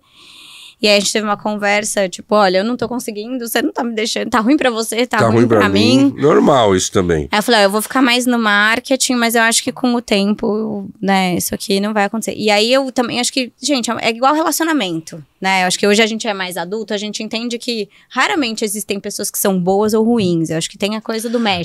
Não, sim, né? sim. É a mesma coisa lá com a gente. Acho que hoje eu sei que eu gosto dessa coisa. Pra mim, empresa de dono é um negócio muito difícil, assim. Eu gosto de ter espaço pra ter autonomia, pra criar, pra fazer. Mas aí, isso eu vou falar pra você, depende do dono, né?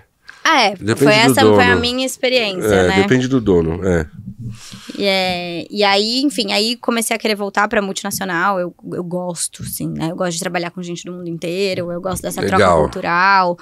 Queria, e eu já tinha um pezinho no tema do que a Korn Ferry faz, porque em 2018, 17, eu comecei a ficar meio, poxa, não sei o que eu quero, e fui fazer, eu odeio esse termo hoje, né, mas fui fazer um curso de coaching na época, mas mais pra mim mesmo, assim, pra entender o que eu queria, o que era eu. Sim, já fazia terapia, mas acho que o coaching tem a coisa da aceleração, né? E aí fui fazer um curso, me formei. E aí eu entendi que eu gostava muito realmente de transformar a vida das pessoas. Que isso era muito significativo pra mim, assim. Ou seja, que começou lá no TI e tudo, você fez toda essa coisa lá e pra descobrir isso com X anos. Com 30 nem lembro anos. quanto eu tinha. Quando você tem, Isa? Eu tenho 33. Não. Por isso 33. Ela queria colocar o 33. Mas esse é o ano dela. Tinha pensado nisso. Nossa, pode crer. Deus, você tá escutando, né? Assim seja. Tá pronta. Tô pronta. Mas que doida, que prodígio total também, né? E aí você descobrir essa coisa. É legal quando a gente vai se descobrindo, né? Tem um processo de maturidade que é interessante. E aí, quando eu fui pra Forte, assim, que foi a minha primeira experiência de ter time grande... Mas peraí, como é que você caiu lá na KF? Eu falo KF porque o nome é... pode falar como KF. chama? Korn Ferry. Korn Ferry, é uma consultoria... É uma consultoria de gestão organizacional. Gestão organizacional, big, americana? Americana. Tá. É lei. Como é que você caiu lá? Então, e aí eu tava na Forte, e aí tinha feito esse... Comecei já meio que enviesar por esse caminho. Quando eu tava na Forte, foi a minha primeira experiência com um time muito grande. Eu tinha 14 pessoas reportando direto pra mim. E aí eu comecei a entender que impactar a vida das pessoas no dia a dia era algo muito significativo pra mim. Agora eu entendi a origem. E aí eu comecei a falar, eu falei, putz, eu quero fazer algo que tenha a ver com isso, assim. E aí quando eu comecei, enfim, a querer sair, comecei a procurar. Enfim, minha sogra conhecia uma pessoa que trabalhava na Korn Ferry e falou, Isa, conversa com ela, entende o mundo. E eu conhecia a consultoria ano passado, mas... E aí conversei com ela, comecei a entender o que a empresa fazia e... Hoje, pra quem não sabe, né, a gente tem a parte de aquisição de talentos, que é muito conhecida por isso, principalmente a parte de hunting de executivo, mas a gente também tem a consultoria de transformação organizacional, cultura, desenho de estrutura, remuneração. E aí, pra mim, eu falei, cara, é meu propósito, assim, na veia. Porque no fim do dia, você tá transformando empresa, você tá transformando a vida das pessoas. Quando você entende que você tá colocando alguém numa posição, isso vai mudar a vida dela, da família dela. Total. Né? Isso me moveu muito. Olha, também arrepia ainda. Ô, Isa, eu posso fazer uma pergunta provocativa pra você? Não é no bom sentido, tá? Assim, o mundo corporativo... assim, não, como é que eu vou fazer essa pergunta pra você? O mundo, não o mundo corporativo, o mundo, né? O mundo tá... vai esquecendo que as pessoas fazem diferença dentro das corporações, porque eu vejo todo um processo de robotização e eu vejo muita gente vendendo processo de automação e de inteligência artificial. Não, você não vai precisar mais ter gente, outro dia eu vi o cara lá postando uma coisa e aí eu me descontrolo, né?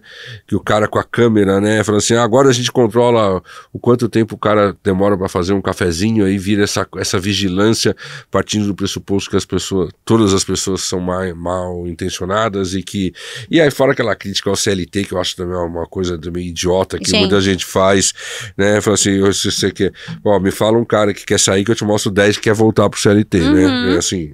Então, assim, essa robotização, você acha que as empresas estão...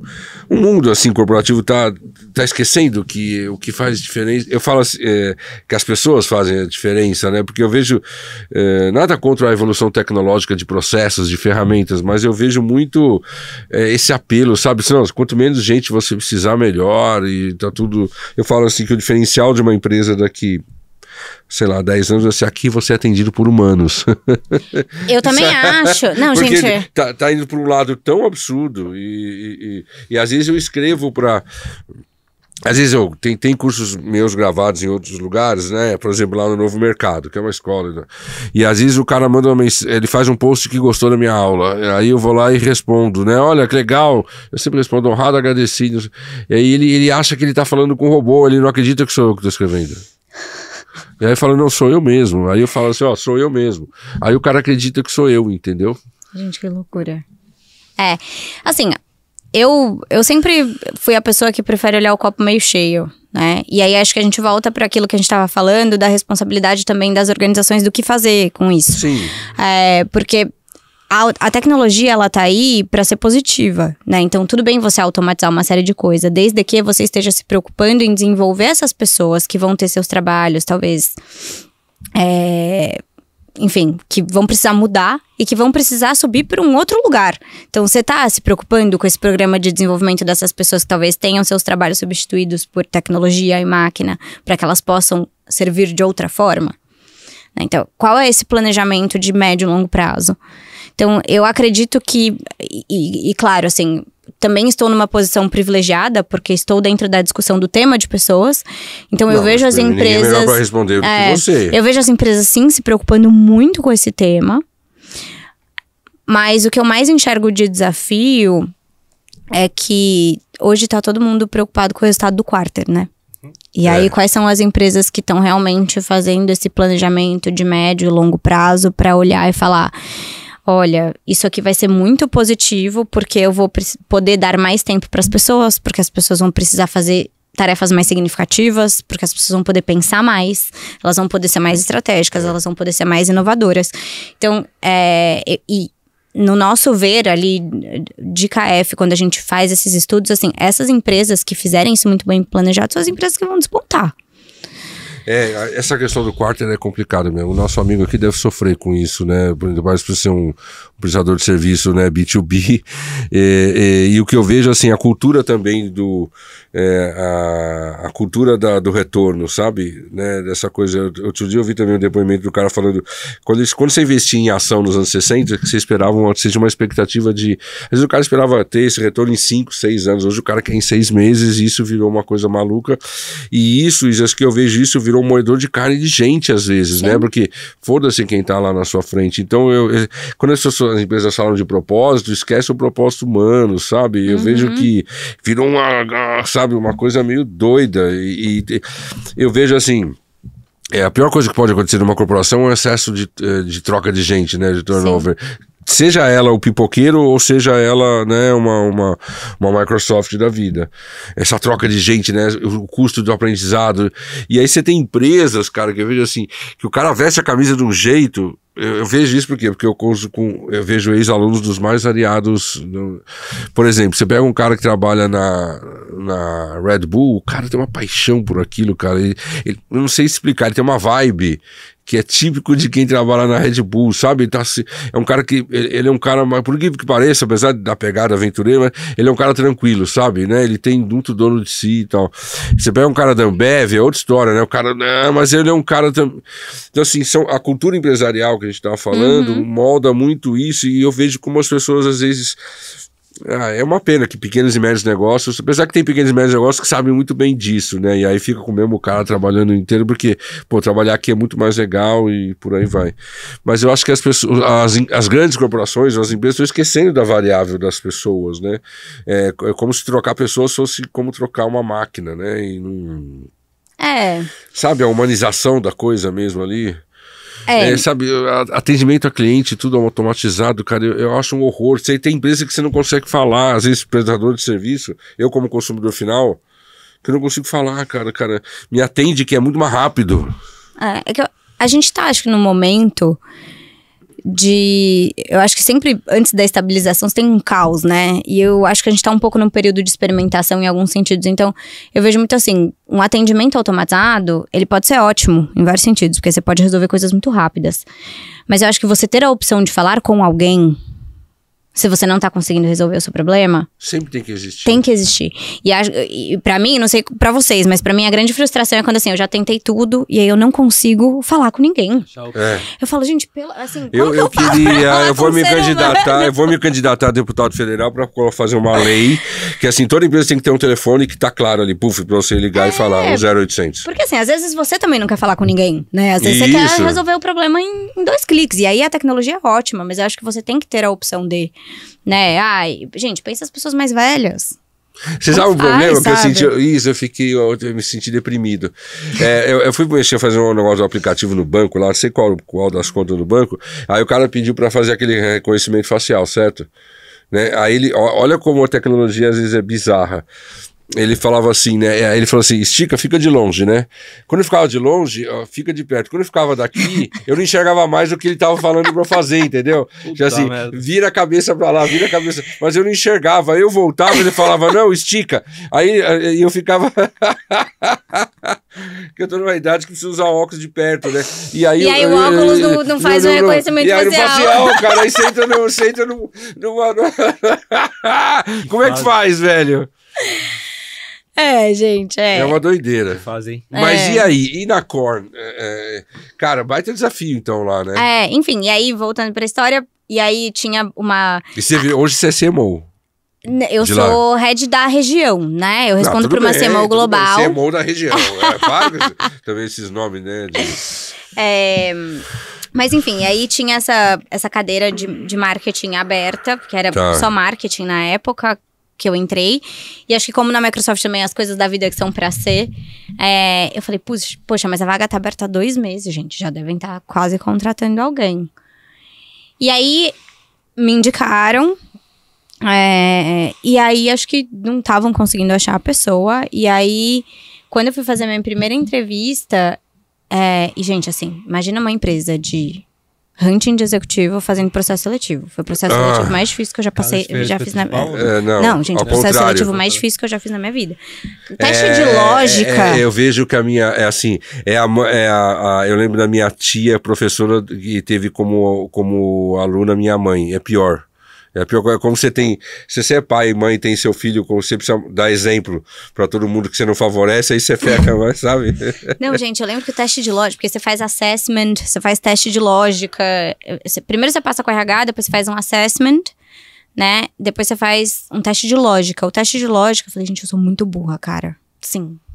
Sabe quando você termina um negócio e fala assim, meu Deus, eu não sei nem o que eu respondi aqui. Então, é muito difícil mesmo. E aí, as entrevistas são muito difíceis. Mas eu lembro quando eu entrei na entrevista com a CMO global, eu falei assim pra ela, essa vaga é minha. Você falou? Uau!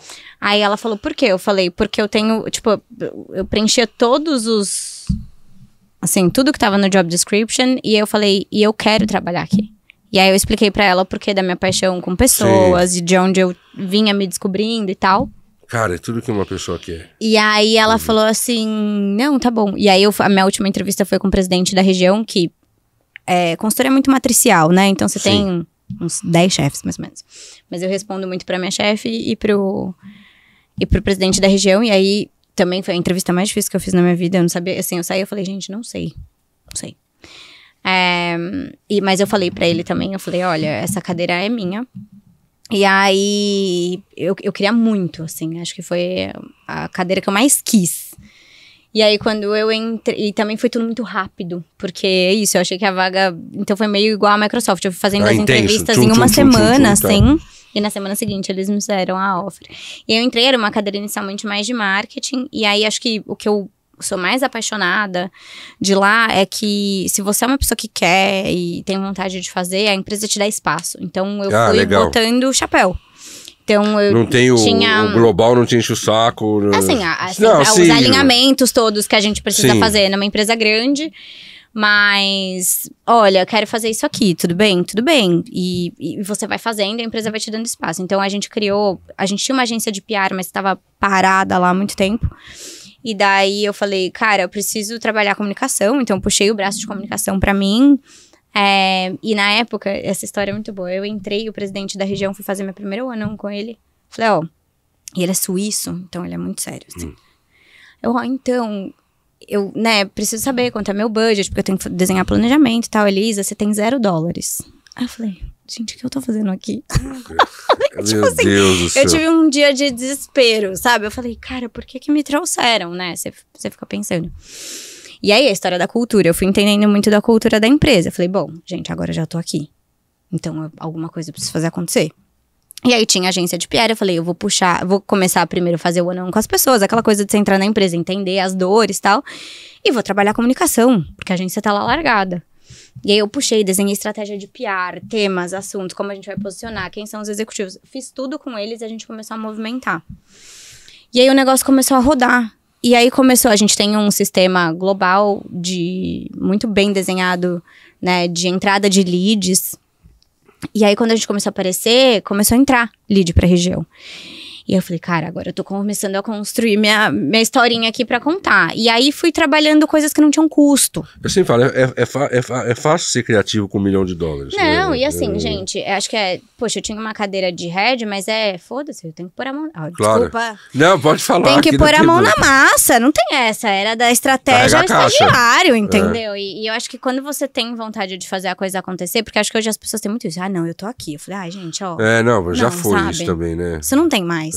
Então ir lá e pôr a mão na massa. E aí eu fui construindo cases, né? Você vai construindo cases. E aí eu entrei em agosto e nosso ano fiscal termina em abril. Então eu tive uns 6, 7 meses aí. Quando foi terminar nosso ano fiscal, começar a planejar o outro, eu sentei com o presidente. Falei, eu fiz isso. Pra ano que vem, eu desenhei um plano. Eu falei, eu preciso de tantos $1.000. Aí ele falou, tá bom. Eu falei, muito fácil, assim, devia ter pedido mais. Aí eu falei, ok. Devia ter pedido mais, caceta, né? Lá, se você não prova que funciona... Não tem nada, mas se prova, tem. E acho que essa coisa de você também aprender a lutar por aquilo que você acredita, né? Porque eu sabia... o que é fácil, né? Apostar com o dinheiro dos outros, né? Gente, eu queria muito ter dinheiro pra caramba, fazer um monte de coisa de branding. Não tem, sabe? Pirar o cabeção. Não tenho, E assim, lá é uma empresa extremamente financeira. E também, pra mim, foi um outro desafio, porque você precisa aprender a falar a linguagem do CFO. Não é métrica de marketing, é a métrica do CFO. Tá. Então, isso também foi um grande desafio pra mim. Como você transforma essas métricas de marketing em métricas de negócio, assim. A minha meta lá é... lead convertido em oportunidade e valor de oportunidade, é receita. Então, assim, e receita de new business. Gente, isso é meta de marketing. Então, é essa língua que a gente fala lá. Então, pra mim, acho que foi também muito difícil criar o sistema todo de métrica, acho que envolveu o time. Mas tudo bem, mas antes isso do que ficar fazendo métrica de like e dislike, né? Pelo amor de Deus, né? Eu prefiro assim, sabe? Que é o clássico. Tá bravo. É uma métrica clássica, pelo menos, entendeu? O objetivo de marketing que não é numérico não é objetivo de marketing, né? Então. Exato. Mas acho que foi legal. Muito significativo, assim, pra mim. E a dificuldade da consultoria, que é... A estrutura de consultoria é muito diferente, né? É mais parecida, talvez, ali com o escritório de advocacia. Você tem os sócios. Então, você vai crescendo dentro da consultoria, vai virando sócio. Então, é muito cacique, né? Assim, Sim.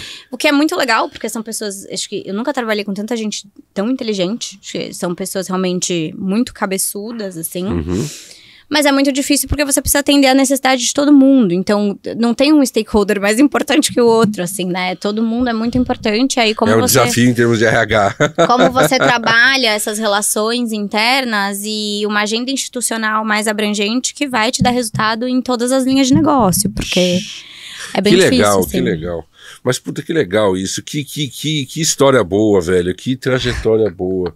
Eu ficaria horas conversando com você aqui. É que a gente tem um horário a ser cumprido. É que tem um reloginho ali, mas ele tá... o diretor colocou ele embaixo da lâmpada, ele reflete a lâmpada e eu não consigo enxergar, entendeu? Depois o diretor vai arrumar. Hoje o diretor tá.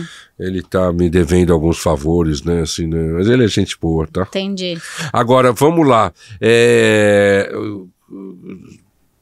Agora vamos fazer agora tem um lado mais que a gente tá caminhando pro final, e aí tem um lado, um momento especial. Como você já viu da Carol, do spoiler, tem o nosso próprio convidado também que já tá aí, então vai ficar um spoiler, tá? Mas tudo bem, eu quero fazer algumas perguntas para você, tá? Tá bom. Você veio aí nessa trajetória lá, estudou lá com o professor Poli, lá na faculdade famosa da Vila Mariana. Aí eu vou te perguntar o seguinte: você aprendeu o conceito básico de marketing, certo? Lá, lembra? Não precisa repetir, lembrar, satisfazer. Pelo amor de Deus, já tô começando a suar aqui. Não, os fundamentos do marketing. Eu quero saber o seguinte: você acha que mudou em função dessa coisa do TI que você falou, dessa transformação toda? Você acha que o conceito fundamental de marketing mudou ou ele continua o mesmo? Não acho que ele mudou, eu acho que ele continua o mesmo. Eu acho que o que aconteceu foi que agora ele desmembra, né? Essa é a minha sensação, assim. Ele existe ainda, eu acho que é a base de tudo, mas Acho que pulverizou muito a forma que você trabalha cada um deles, mas o fundamento pra mim é certeza. E que, nesse sentido, você que vem aí também, né, de comunicação, área de comunicação, e a comunicação se dá por meio de pessoas, né? O que você vê como tendência, velho? Já que você faz o Microsoft, essas empresas tudo moderninha em termos de comunicação, o que você vê como tendência daqui em diante? Nas grandes corporações, o que você vê como, pô, acho que a coisa tá indo pra lá, assim, só pra gente ter um gostinho. O que não só eu vejo, mas o que eu vivo, tá? E de necessidade dos nossos clientes também muito grandes. Comunicação cada vez mais tem um papel mais estratégico dentro da organização. É mesmo? Inclusive hoje quando a gente faz grandes projetos de transformação, principalmente de cultura, hoje a gente tem uma entrega muito grande de comunicação dentro, que inclusive às vezes entra em um projeto ou outro para dar suporte nisso. Do advocacy do negócio, de envolver as pessoas. Porque, gente, assim, e eu acho que hoje, exatamente porque a gente tá com muita informação em muitos canais, a estratégia de comunicação ela fica cada vez mais essencial, porque passar uma mensagem tá cada vez mais difícil. Então, como é o papel, eu vejo muito as empresas estruturando a área de comunicação mais fortes, maiores, com pessoas mais estratégicas, e não só isso, mas as pessoas de comunicação com cadeiras nas mesas de conselho, nas mesas de diretoria, porque se não tem, não vai funcionar. Então... É uma boa notícia isso pra você, Toledo. Maravilhoso. Né? E agora vamos lá, você contou toda a sua história, eu vou te fazer uma seguinte pergunta, um recado para quem tá começando. Seja uma empresa, seja uma carreira, entenda começando do jeito que você bem quiser.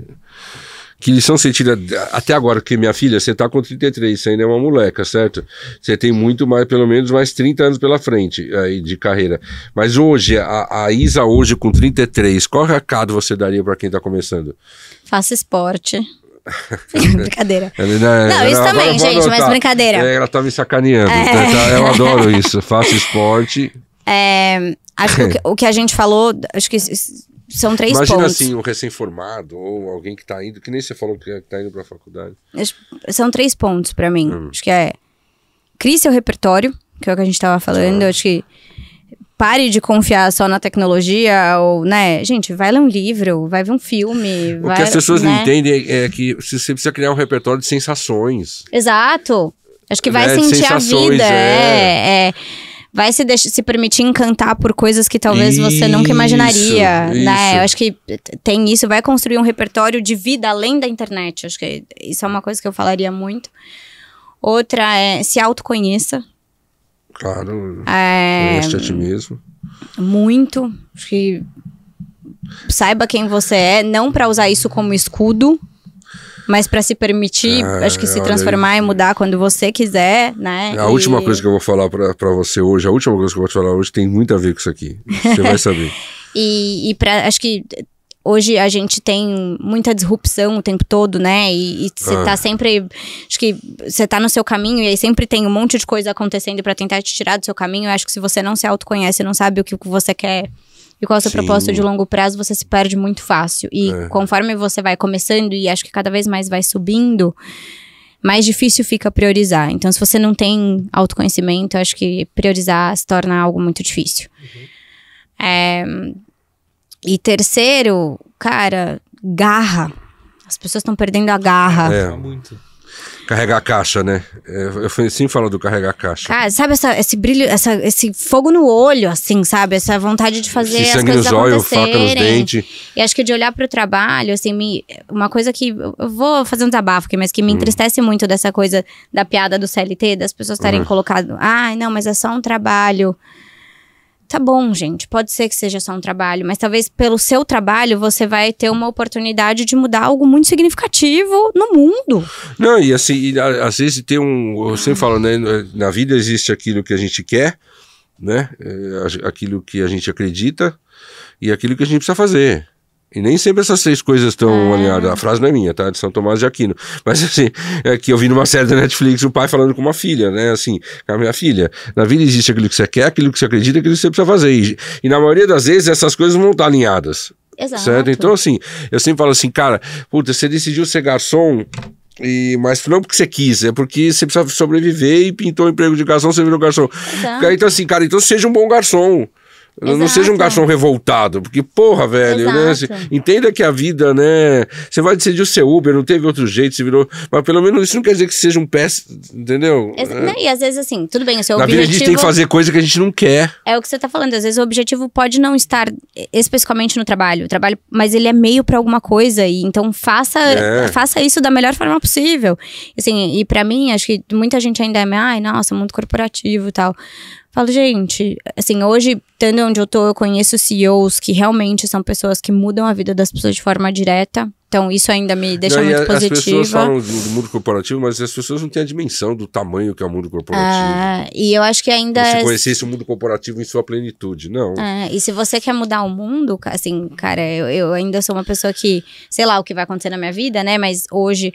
Eu tenho vontade de chegar numa cadeira realmente muito significativa, porque eu acho que isso vai me dar poder para eu poder fazer transformações sociais muito significativas. Então, é um meio, né? Acho que a gente precisa ter garra para fazer essas coisas. Assim. Agora, agora vamos lá, vou fazer um ping-pong com você. Um bate-bola, tá? Assim, tum. Uma marca que você admira fora a sua. Quando eu falo a sua, é a da empresa que você trabalha. Uma marca que você admira fora a sua. Uma marca que eu admiro fora a minha? Ai, que difícil. Pode ser de cunho pessoal, uma marca que você ama, que você gosta, que você admira. Eu gosto muito da Nike. Tá. Gosto muito da Nike. Alguma coisa... esportista... Acho que por conta da parte de esporte. Tá, legal.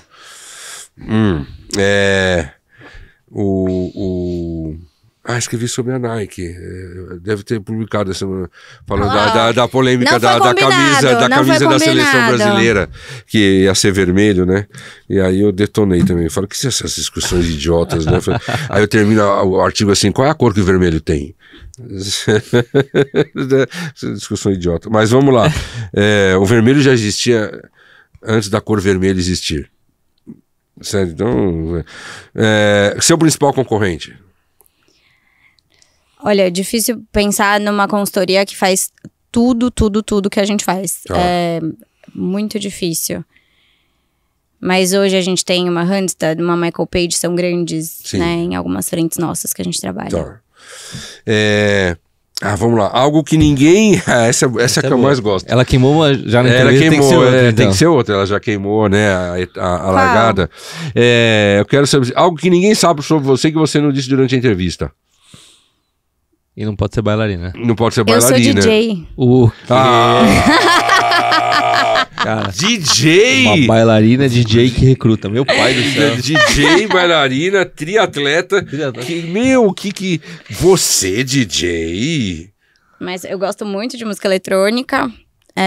Mesmo. Eu já sei esse tipo de gente. Toda certinha. Esse tipo de gente. Toda certinha, sabe? Aí vira no giraia. Quando vai pra uma balada, cara, assim, acontecia muito com os japs, sabe? Sabe as japs que certinha, tudo. Quando vai pra balada, se transforma em outra pessoa. Não, isso não. Mas assim, toco... Mas tudo bem que DJ é uma questão tecnológica também, né? Mas toco, assim, por diversão. Tá. Já toquei contratada algumas vezes, mas menos. Mas, puta, eu curto muito. É um hobby, assim, que legal. Às vezes eu tô em casa e falo, puta, vou ligar o som, tenho. Puta, eu tô em casa, vou ligar o som. Pagaria pra ver isso, cara. Tenho vídeos. Que legal, que doideira. Eu sempre surpreendo. Da KF, ela toca. Eu já toquei em 2 festas, mas pouquinho, tipo uma meia horinha, assim. Mas é sempre surpreendente. Sempre tem alguém pra alguma coisa ser revelada. Você lembra das minhas provas do carimbo de decepção, tal, né? Então eu vou te perguntar assim, em uma palavra, uma decepção. Decepção? Seja qual for do que te vem à cabeça. Não precisa ser, pode ser da vida, da profissão. Uma decepção na vida. Uma decepção que eu tenho é quando eu tentei fazer meu primeiro intercâmbio, eu tinha 17 anos... E eu não consegui ficar o tempo que eu me propus a ficar. Eu fui pra Suíça e tive muita dificuldade de me adaptar com a família lá. Eles eram muito fechados. Tá. Aí eu falo pouco, né? Então foi bem difícil. E aí era pra ficar 1 ano, eu fiquei 3 meses, não aguentei e vim embora. Mas você sabe que uma coisa também que eu vejo, você falou da garra, né? Tem que você tomar cuidado com isso, que muita gente fala, não desista nunca, né? Cara, eu acho que uma das coisas mais sábias que você pode fazer na vida é saber desistir. Desistir, sim. É sábio, sabe? Tem uma burrice que você fala assim, não, você tem que ir até o fim, não, cara. A gente faz escolhas erradas na vida, então a vida é um ioiô, né? Às vezes você tem que ir e voltar pra ir de novo pra outra direção, né? E que legal. Mas também se você for escolher a Suíça, puta país chato do caralho, não tem sol lá, não, véio. foi meu pai, mas isso é assunto pra outro dia. Tá bom. Antes de avançar, você falou de prova, acho que ela tem que revelar um negócio. Não, eu ia passar batido, você não ficou, não cara. Não pode Você trouxe a sua prova. Eu vou deixar ele mostrar, porque ele vai mostrar. Eu tô impressionado com o poder de negociação dela, porque quantas vezes você aumentou a nota dela conforme ela foi falando? Não, esse daqui... Não. É bom. Não. Não, porque assim, às vezes... ela era boa de argumento. Olha assim, não, é assim, que às vezes a prova, você tinha que validar as questões. A primeira questão validou, a segunda... E às vezes chega uma hora que não encaixava 10, sabe? Sabe assim? Dava 12? Dava 8, dava... Então assim, aí eu fazia a conversão. Então, na prova standard, ela tirou 8,9. Mas na escala 10 é 9,4, entendeu? Entendi. Né? Deu uma moleza. E aí teve uma... Aí aqui foi a argumentação. Aqui deve ter sido a argumentação. Ela veio pro debate. Mas, gente, é só pra ficar claro aqui pros telespectadores, que tem gente que trouxe prova aqui. Essa não é a primeira. Cheio de carimbo de decepção. Assim, mas aqui, ó. Eu também dava nota alta, tá? 9,6. E parabéns. Ele escrevia coisas positivas. Cara, parabéns, também tem que enquadrar. Tem um lado, né, anjo também aqui. Raro, mas tem, entendeu? Mas que doideira, cara. Não, e esse aqui eu vou enquadrar, eu nem lembrava que ele existia. Olha, não, mas isso aqui era prova do que? Liderança, estratégia genérica. Perguntaram estratégia genérica de quem? De quem? Eu vou corrigir essa prova aqui. Vamos tirar da mão dele, pelo amor de Deus, eu vou perder minha nota. Mas maravilha. Você sabe que eu anotei, quando você falou que você me deu uma... Eu senti que você ia trazer a prova. Aí eu fui lá e levantei as suas notas. Você tirou 9,6, cara. Isso aqui é uma nota, assim, pra muita gente, ao sonho de muita gente. Sabe qual foi a média da sua sala nessa prova? 5. Na primeira prova você tirou 7. Sabe qual é a média da sala? 5. Não, eu fiquei puta com esse 7 A média da sala ficou 5. E aí, mas isso e aí o seu trabalho, você tirou 8,8, a média foi 8,3. Mas é disso que eu tô falando. Quando eu fazia o carimbo lá do Decepção, assim, eu ficava instigando, eu quero mais de você. Eu sei que você tem mais a me entregar daquilo que você me entregou. Você tirou 7, você deve ter levado uns carimbos de decepção lá. Então, assim, aí o mundo ficou, sabe, justamente pra dar garra, pra você chamar o sujeito, vamos aprender. Não pode ter fricção mais. Funcionou. Então, não, funcionou. A prova viva é que você tá aqui, que funcionou. Mas chegou uma hora lá que eu carimbava decepção, a mãe do menino ligou lá, falando quem é o professor que carimbou decepção na prova do meu filho, aí você começa a perder esperança. A média da sala era 5? A média da sala era 5, ela tirou 9,6. Poli fomentava uma renda incremental pra faculdade, a quantidade de DP que ele colocava ali. Tinha meta, isso aqui é o prêmio Ricardo Poli de Marketing 3, um dos melhores alunos. Isso aqui também... o Simonsen falou que teve aqui, ganhou, né? Mas ninguém teve a pachorra de trazer, certo? E eu pegava lá, chegava você viu que tem o carimbo da diretoria de graduação. Cara, eu nunca passei nem perto de um desses. Você sabe, esse carimbo aqui... Mas tá tudo certo, tudo bem. Esse carimbo aqui, diretoria da graduação, assim, isso aqui é a diretoria que tá avalizando. O que eu fazia? Eu falei assim, como é que eu vou carimbar isso aqui, né? Aí eu chegava na secretária, que era... Esperava ler o banheiro. Não, empresta aquele carimbo pra mim, não sei o quê, né? E aí eu pegava lá o carimbo e devolvia. A diretoria de graduação nunca soube que eu fiz isso, entendeu? Ai, que parabéns. Muito se explica. Parabéns, que legal isso. 2013. 15 de março de 2013. Parabéns. Isa, é muito fácil, né, cara? De novo, perto do Tranqueira, que eu vou entrevistar depois de você. Nossa Senhora, aproveitar que ele tá aqui, né? Vamos lá, pra gente fechar. Agora tem que ser Professor Poli em uma palavra. Ícone. Um ícone. Tá bom, muito obrigado. E eu quero se... Qual é o seu sentimento nesse exato momento? Eu tô muito feliz. Uma felicidade, assim, um senso de... Que bom, que bom. Tô muito feliz. Seu recado final, alguma coisa assim que você queira falar que você... Puder, que a gente ficaria, todo mundo que vier aqui, a gente ficaria horas. É, gente, é isso, né? Meu recado final. Que uma coisa. Que pressão, né? Fale o que você quiser. Tipo assim, tudo que eu falei até que aqui pode ser estranho. Cuidado. É porque assim, não, eu tô brincando, assim, é porque a gente precisa encerrar. Infelizmente é uma despedida. Não, gente, o que eu posso falar? Não, meu recado final, acho que. A gente falou, acho que desses 3 pontos, que acho que são muito significativos, mas. Que a gente. E a gente também, mas principalmente os jovens, assim, estudem. Acho que hoje todo mundo quer os caminhos fáceis, né? E tudo se constrói, eu acho que com muito trabalho, estudo e dedicação. Isso não pode se perder. Outro dia eu falei, eu tô lendo, quando eu sou o cara que fez faculdade sem Google. Uhum. Eu lembro que fui fazer o projeto de iniciação científica, né? E era sobre granulometria, né? É um sistema de armazenagem de alimentos com, assim, depende de quando você moe o alimento, do tamanho do grão. Por exemplo, ração, que nós vamos falar de ração no próximo entrevistado, quando você armazena com o tamanho do grão, né, e a questão aí o professor colocou na biblioteca, tinha uma parede assim, ó, pesquise todos os artigos dos últimos 10 anos, né, sobre o assunto, e a gente teve que fazer na munheca, cara, eu tinha que abrir ler a bibliografia e fazer, não tinha na munheca, cara. E assim, foram 2 meses pesquisando todos os artigos que já tinham saído sobre... Então isso te dá uma coisa que entendeu? Mas Soledo, seu recado também final. Antes da nossa frase filosófica. Eu vou atualizar meu LinkedIn, meu currículo moderno. Eu preciso...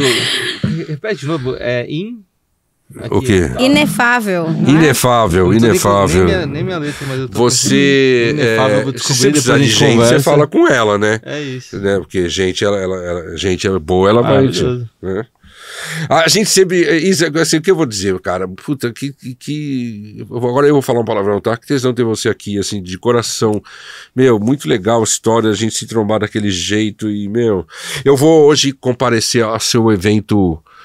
o eletrônico, ao webinar. Que horas que é? 5 horas. 5. Eu vou comparecer, vou ser crítico lá, tô brincando. Pode ser. Não, você sabe que eu falei pro time lá que vai falar, falei, gente, meu professor vai entrar, por favor. Eu tirava 9 e vou mandar o meu... Ele vai mandar um carimbo de decepção pra vocês. Eu vou mandar o meu currículo, tá, pra você. Também, pra você colocar lá na Cornflakes, aí o cara o cara já é eliminado logo de cara. Né? E obrigado. Obrigada mesmo, a você. Tá? E a gente sempre termina, né, com uma frase aqui, porque o mundo do marketing é meio chato também, né? A gente sempre termina com uma frase filosófica. E olha a coincidência do que você falou do... conhece a ti mesmo, né? E aí eu peguei uma frase do Jung, coincidentemente. Olha só. Que ele fala assim, o mundo vai perguntar quem você é. Certo? Se você não souber, o mundo vai te dizer. Isso é muito legal, né? Essa coincidência aqui assim, de me dar... Agora eu fiquei arrepiado. E aí você vai ser levado. Certo, que se o mundo... Se você não souber quem você é, o mundo vai dizer quem você é. E no mundo de redes sociais, cara, onde todo mundo se enquadra, se rotula, né? Então, o maior exemplo disso é o seguinte, quando a pessoa fala geração Z, eu brigo, a minha briga eterna, a geração Z é assim, certo? Então o mundo tá dizendo quem você é, não, cara, né? Não. Sabe quem nunca fala da geração Z? A geração Z. Que fica rotulado, né? Mas você sabe que eu trabalho com pessoas fantásticas, assim, tem as difíceis, mas pessoas fantásticas, e elas sempre me falam, eu não gosto que me coloquem. Mas é claro, é uma generalização burra de alguém dos caras de marketing pra se enquadrar as pessoas tudo dentro do quadradinho, pra ficar mais fácil. Cadê o capítulo 1 do Kotler que fala marketing one-to-one? Que a gente aprendeu lá atrás, entendeu?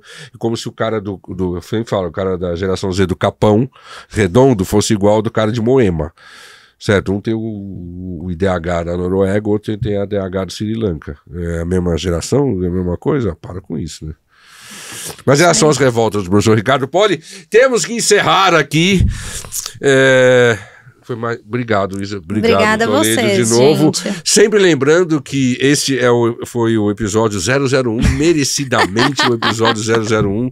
Olha, quem tira 9.6 na prova do Poli, né? Antes do seu, só o meu. Não, o meu não, o do Toledo. Pô. Né? E, cara, obrigado, tamo juntos, sempre lembrando que o Policast é gravado nos estúdios cinematográficos de Amaury Mauro, né? E que tem a pós-produção do Besouro Fazedor de Ideias, é uma realização, uma produção, né? Uma produção executiva da Purple, certo? A melhor agência de propaganda do Brasil, e então, quiçá do mundo, e e uma realização da Polinésia Escola, né? Do professor Ricardo Polo, lugar exótico onde se pensa marketing, certo? É isso aí. Beijo pra elas, abraço pra eles. Eu dou a entrevista, tem que entrevistar aquele cara de entrevistar você, cara.